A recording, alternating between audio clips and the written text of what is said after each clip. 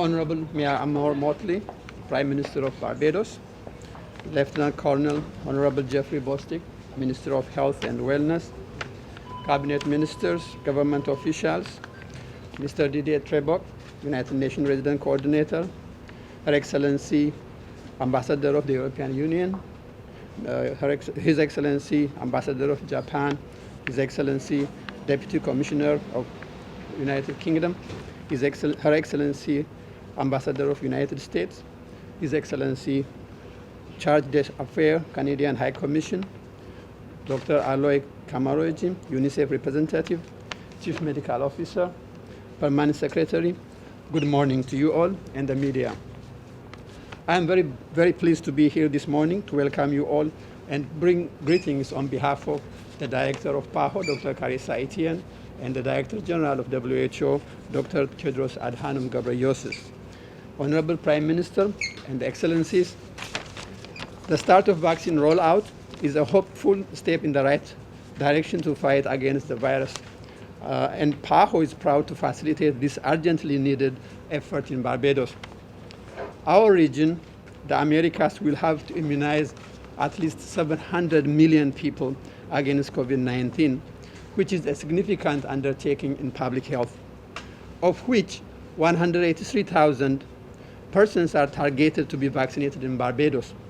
To this end, today, PAHO, as the procurement agency of COVAX facility, is delivering the first allocation and purchased by the government of Barbados 33,600 doses to the Ministry of Health and the government of Barbados. Access to COVID-19 vaccine should not be a privilege for few, but a right that we'll share regardless of who we are, and where we come from. PAHO is supporting countries in distributing COVID-19 vaccine to their population, building on their long experience with vaccination campaigns and immunization programs. Around 141 million people have received at least one dose of vaccine in the Americas. 26% of this amount in Latin America and the Caribbean. As the PAHO Director, Dr. Carissa Etienne, recently mentioned, immunization in Latin America and the Caribbean should be a global priority, and our region needs vaccine as soon as possible and as many as possible to save lives. The arrival of COVAX vaccine in our region and today in Barbados is a historic milestone, as well as culmination of months of negotiation and commitment at global solidarity and then leadership, just like the Honorable Prime Minister exerted. In an effort coordinated by PAHO Revolving Fund, 2.8 million doses have been delivered and are being deployed. PAHO Revolving Fund is facilitating access to COVID-19 vaccine for countries in the Americas that are participating in the COVAX facility and working with the UNICEF and vaccine manufacturers to organize deliveries as quickly as possible. The doses and availability of vaccine under COVAX are subject to emergency approval by WHO. The manufacturing production capacity, as well as establishing supply agreement between the producers and COVAX facility, is important. The pre-qualification of vaccines to be used through COVAX allows PAHO to offer vaccines with the highest effectiveness and safety standards. Vaccine supply continues to be a great challenge, and large part of this is due to the delay in production as manufacturers scale up capacity. The goal of COVAX facility is to provide up to 20% of the population in each participating country globally, with the aim of protecting those most at risk and to save lives. COVAX remains the best option to offer vaccines with equity. Honorable Prime Minister, Your Excellencies, while there is reason for hope, we must also remember that doses are limited, and it will be several months before we can rely on vaccine to control the virus. Our goal must be to save as many lives as possible by prioritizing early doses for those who are the highest risk of infection. This first vaccine will help to leverage the initial limited number of doses for great impact, preventing hospitalization and death protecting health workers and reducing the strain on our health system. Vaccine will help save lives and eventually halt the pandemic. But with around 56 million people confirmed cases and then 1.4 million deaths, countries in the Eastern Caribbean and our region in the general must maintain the public health measures to limit general exposure to the virus, social distancing, limiting gathering, the consistent use of masks in public settings, and frequent hand washing and proper ventilation are the sound measures for reducing the number of COVID infections at this time. Finally, Madam Prime Minister, please accept our sincere congratulations and appreciation for your strong leadership in the national COVID response and efforts ensuring equal access to the vaccine through the COVAX facility, and PAHO congratulate your government as well. Thank you very much. Good morning, everyone. Honorable Prime Minister Mia Mottley, Honorable Jeffrey Bostic, Minister of Health, Chief Medical Officers. I'm really thrilled to join you today for this handing over ceremony of the vaccines that have been delivered through the COVAX facility. And this is the first round of delivery of vaccine happening in Barbados and simultaneously this week in the Eastern Caribbean countries. And with a second round expected later, we expect to cover 20% of the population that will be vaccinated through the vaccines delivered through COVAX. And this is an important milestone, as well as we have all learned the hard way that the virus has no border. So we all know that we'll only be able to end this crisis and pandemic by ensuring that all countries, regardless of income, are able to offer the vaccine to the entire population. Our goal is to save lives and leave no country behind. And I give my assurances that the United Nations system remains committed to this task and to uphold the principle of universality. In this regard, I would also like to congratulate you, Prime Minister, for your leadership and relentless efforts to provide access to the vaccines to Barbadians, but also to sister Caribbean countries. And we have observed that the region, the Caribbean region, by sharing doses between sister nations, is a true expression of solidarity, which serves as a model for the rest of the world too. So I wish to let you know that at the highest level, the United Nations remain resolute in its position on global vaccine equity, particularly as it relates to access for low to middle income countries. And the UN Secretary General, Antonio Guterres, continues to appeal for effective global cooperation on vaccine production and distribution. He, for example, recently stated that we must ensure that everybody, everywhere, must be vaccinated as soon as possible, acknowledging that yet progress on vaccination has been weirdly uneven and unfair. So the COVAX facility is a tangible response to ensure equity.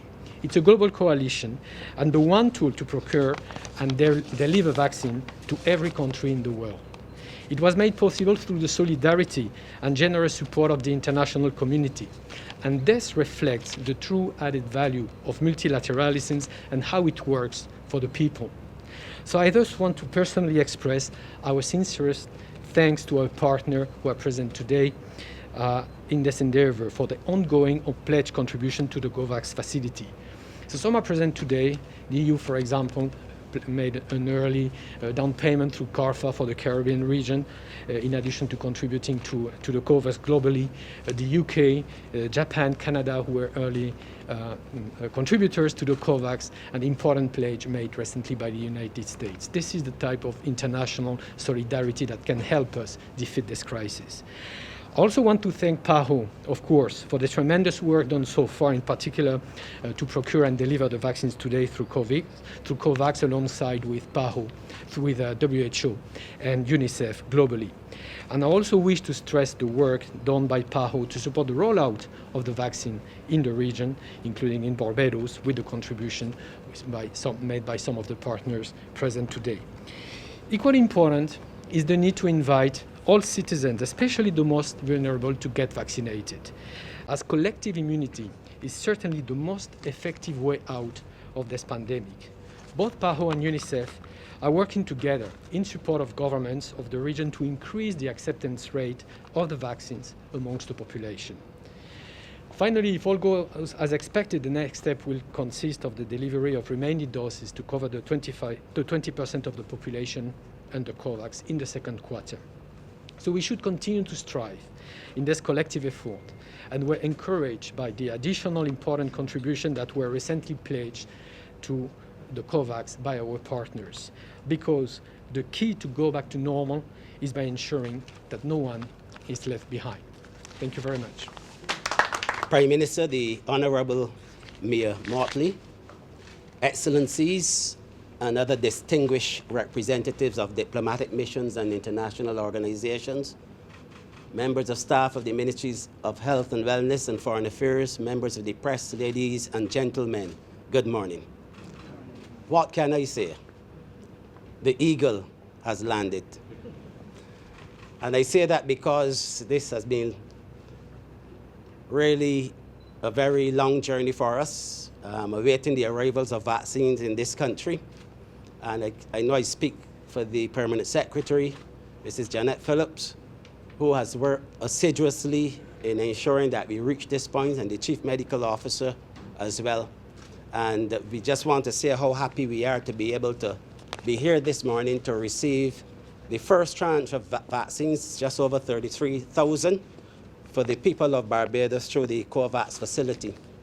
And I would like to thank those of you who would have contributed to this effort, the United Nations, PAHO, the European Union, United Kingdom, United States of America, Japan, and Canada.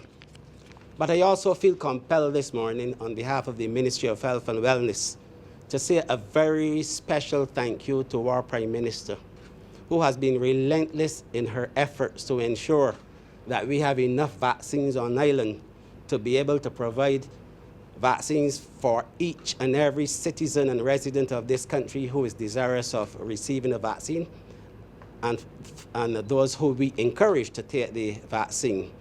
And Prime Minister, in every way you have made it possible for the Ministry of Health and Wellness to have the resources, financial and otherwise, to be able to manage and to fight this battle against COVID and the ministry. Thank you sincerely. What does this mean for us? 33,000 plus vaccines really represent 33,000 small jabs in the arms of Barbadians and residents of this country. But it represents also a significant step forward in our fight against COVID as we pursue the path towards a destination which will include seeing Barbadians being able to return to as close as possible to the quality of life that we are accustomed living, and to the livelihoods of persons residing here as well. And these vaccines will help us in the ministry to be able to manage COVID, to be able to live with COVID, so that people can enjoy what they normally enjoy. And for me, that is a very, very, very important thing. And I can't say how happy I am and the team here to be able to receive these vaccines.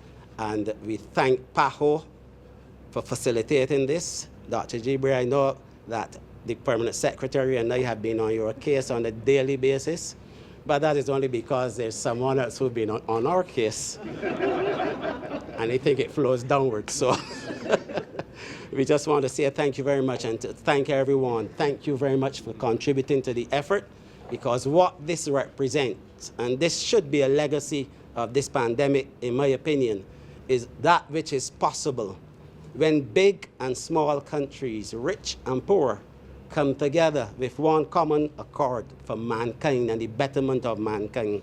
And we say thank you very much. Mr. Bostic, representatives of the Diplomatic Corps, but in particular this morning I'd like to single out Dr. Dubre on behalf of Pan American Health Organization and the World Health Organization and the sister UN agencies, members of the Ministry of Health who have been at the front line of managing this particular battle, members of the public service of Barbados, members of the media. They say that politics is the art of repetition, and never have we understood that statement to mean more than at this particular point in time. I don't think any of you will find a different message from any of us who spoke this morning as to what is necessary for us to be able to improve the conditions of our people, as well as for us to be able to work together collaboratively to bring us back to a stage of being able to do the things that human beings most want to do, to be able to socially engage with their family and friends, to be able to go to work, to be able to make decisions about how you move around your country.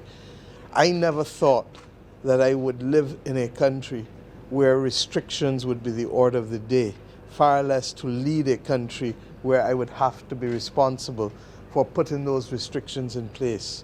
But such is the nature of the times in which we live.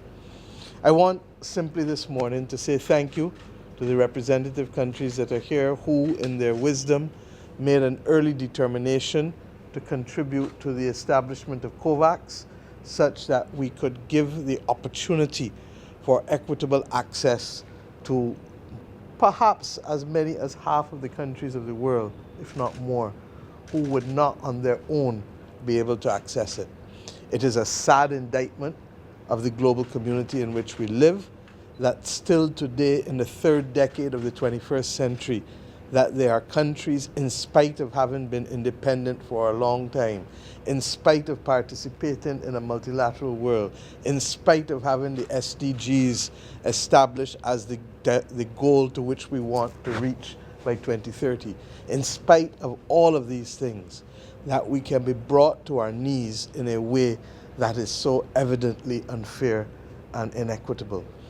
And Pope Francis, and you hear me refer to it all the time, has reminded us that this pandemic has brought out everything that there is to see about who we are. That in a crisis, those who want to exhibit good will rise to the top, and those who want to exhibit other things that are not good will also reflect those attributes, unfortunately, to the rest of the world. We have seen this fully in the last year. We saw it first with ventilators and basic therapeutics. We saw the world brought to its knees at a time when no one knew where and how to go. And rather than resort to the global cooperation that we thought was going to be possible when the United Nations and the Bretton Woods institutions were formed after the last major global calamity, World War II, regrettably, the institutions that were formed then have not proven to be totally fit for purpose, largely because of the fact that it has allowed the system to fail smaller nations whose access to the market has been compromised simply because we don't have enough orders to command attention. And if you don't have enough orders to command attention, who are you going to buy from? Secondly, the notion of COVAX, we have learned, is the right notion. But what has perhaps been regrettable has been the scale and the pace of implementation. And to that extent, the global community must ask itself whether we ought not to have scaled it up more, and we ought not to have premised it as the first line of defense to global security. Because in the absence of this kind of equitable distribution, country by country by country by country, what we will get is a race with mutations and double mutations and variants that threatens to put each and every one of us at risk again. As I said, I'm saying nothing new. And in a very real sense, we repeat it because we accept that each time we speak, hopefully, we will get a few more people listening and a few more people appreciating why this is urgent. Later this morning, I go to join the Director General of the World Health Organization and the President of Namibia in a launch and a press conference, global press conference, that comes the day before World Health Day, which is tomorrow, which represents very simply the commemoration of the establishment of this organization on the 7th of April 1948 that has really tried to be able to fill the gaps. What we are realizing, however, is that the gaps are still dependent on the political will of member states and countries across the world. And we have to therefore ask ourselves, as I said, whether the scale and pace of execution makes sense for what we are trying to fight in this global battle. When I called last year for global moral leadership, it is for that very reason. And that fundamentally, people asked, how could Barbados, on receiving 100,000 vaccines, give away 10,000? Because we come from a country where we know that unless we take care of the least of us at all times, unless we share what we have, we do not exhibit the generosity of spirit which for us over and over and over has repaid. We gave away 10,000 and received back 15,000. That is the nature of cooperation in this Caribbean community. And I believe it was Dr. Gibre, or was it you, Didier, who referred to the fact that the generosity, even when receiving small amounts, is an example for the global community. And I say so because it does not sit easily among those who look on in the world that you can have stocks of vaccines just awaiting an expiry date while others have no access to the vaccines, period. And I don't think it is necessarily even out of any malevolence or bad intentions. I think that what has happened is that in a very real sense, the global community and country by country, we've been so overwhelmed that we've not stepped back to see the reality and to take decisions on the basis of the reality of what confronts us. And I say so conscious that even within this community, one of the reasons why we were able to share and receive back is because we looked at a coordinated plan of execution and not simply access. It is like understanding the difference between vaccines and vaccinations. Vaccines are essential, but without vaccinations, there is no benefit. Vaccines are essential, but without the vaccination, we have not completed the mission. So that I today have joined other Caribbean leaders in continuing to reach out to the global community to say that, look, let us be sensible about how we coordinate distribution and match it to capacity to execute. And that without capacity to execute, all that we will have is access to vaccines, but we will not complete the mission without vaccinations. And I say so conscious that we are also reaching out to other countries, recognizing that where there is that surplus, then let that surplus be shared as far as possible, because what matters is that race against mutations. I want equally also to reflect very quickly on the fact that there are many who are doubtful, and we have to respect that. But we have to have the conversations as to what underpins that doubt or that sense of hesitancy. For us, we saw it change in this country, where at the beginning of this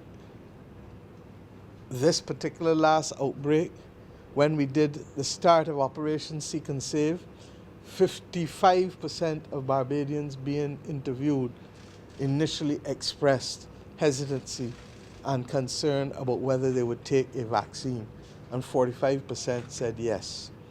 Within 2 weeks, that started to change, and we saw a complete difference in the trajectory of interest in the vaccines. Within a month of that initial position, we saw and had data that suggested that 79.8%, almost 8 out of every 10 Barbadians, said, give me the vaccine, we want it.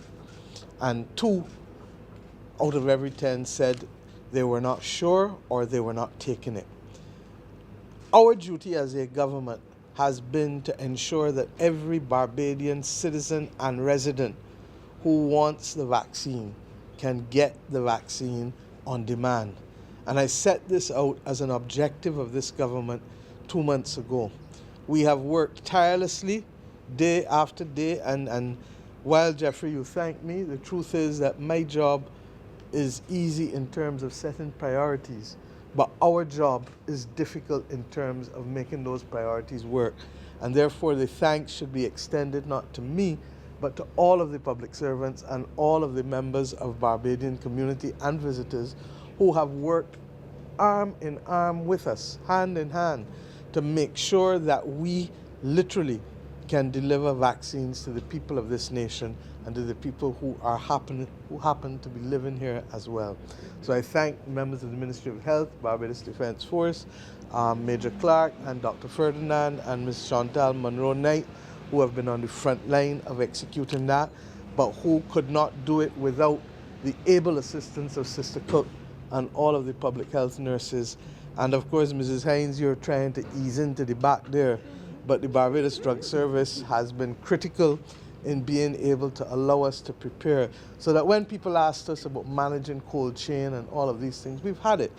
But the difficulty has not been that. The difficulty has been dealing with pharmaceutical companies who want non-disclosure agreements signed without any kind of exception, and who say to you that we can tell you that we will charge you X, but we are not allowing you to be able to say this to anybody else globally. And that is why I say to you that the global leadership is required, because it is clear to us that we are going to be in this battle for some time still, largely because we have not acted in a coordinated way globally. But to the extent that we accept that we're going to still be in this battle, then there are some urgent things that need to be done. One, we can no longer use crass proxies and criteria for determining access to therapeutics and vaccines, such as maternal mortality, which has absolutely nothing to do with whether a country needs vaccines or therapeutics urgently. Secondly, we must address the issue fundamentally of production. You cannot have the kind of constrained production in a world today that has been fighting this virus for over 12 months. The fact that we have not planned out production better, particularly in large continents like Africa and Latin America and the Caribbean as a sub-region, is perhaps regrettable, and an absence of the kind of coordinated foresight that was required if we were going to get on top of this early. And I suggest to you, better now than never, because this is not going anywhere in a hurry. And I happen to know, as the chairman of the One Health Global Initiative, that the biggest battle that the world will face between now and 2050 is the battle dealing with antimicrobial resistance, what we call the slow motion pandemic. And the mere fact that I'm using that P word again should frighten everyone globally, because the slow motion pandemic has the potential to make a visit to the doctor or the rearing or simple childbirth an exercise now that will be like Russian roulette. And why? Because our bodies have developed a resistance, regrettably, to a lot of the antibiotics that we have been overusing over the years, not just as human beings, but in the use of stuff that we put on plants, in the use of what we are given to animals that are commercially raised in difficult conditions. And by extension, because of what we are doing as human beings and with our livestock and with our plants, it is having its impact also on our environment in terms of the runoff and how it affects our water supply and other aspects of our environment. Now, you may say that this is a little heavy for 8 o'clock in the morning on a Tuesday morning after Easter, and you're correct. But guess what? This is our reality. And therefore, when I speak about scaling up production, it's not just scaling up production potentially for this pandemic, but it is scaling up production for whatever else might face us. We have the luxury of being able to say that we forgot about the 1918 to 1920 Spanish flu, because the collective memory of the world, particularly in the post-UN world of 1945, did not necessarily have it as front of mind by the time we reached the third decade of the 21st century, in a way that it would have remained front of mind for those living in the 1950s and 60s who in the deep recesses of their mind remembered a time when they too had movement restricted as young citizens, or their parents had it restricted, and would tell them the stories as they grew. We cannot afford, again, for the world to be taken by surprise. We read about the bubonic plague. We know about all of the different things throughout history. It is up to us now as a global community, as I said, to plan through expanded production, expanded cooperation, but rooted always in fairness and equity. And I will come to speak to these things always, because as I've said, I've come to public life to ensure that wherever possible, those without voices and those without a physical presence can continue to be heard and seen, because failing to do so will never allow us to win this battle. That is why the WHO's theme about anywhere and everywhere continues to resonate. That is why we continue to make the point that the only way we can win this battle is together. It's a message that has been anchored in every major religion for millennia. It is a message that has been spread and sold by every major leader since the beginning of mankind.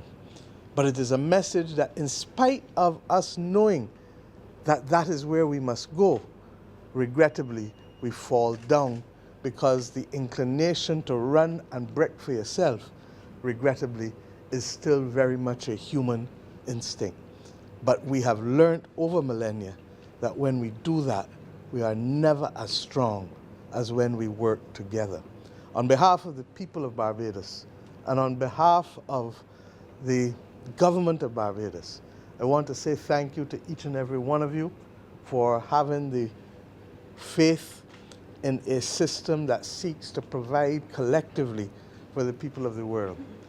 I say that I hope that this is not seen as a historic exercise, but that it is seen as a work in progress, such that we will recommit ourselves to ensuring that the scale of implementation and the scale of what we need, and the pace of implementation can be significantly improved upon, yes, for this continuing pandemic, but equally for any future epidemics or pandemics that may face us as we go forward. And I hope and pray that this moment of cooperation, therefore, will rise above the individual instincts that have been propagated and promoted by decades of the pursuit of self-interest, regrettably, in the world in which we live. Thank you, thank you, thank you. God bless you all.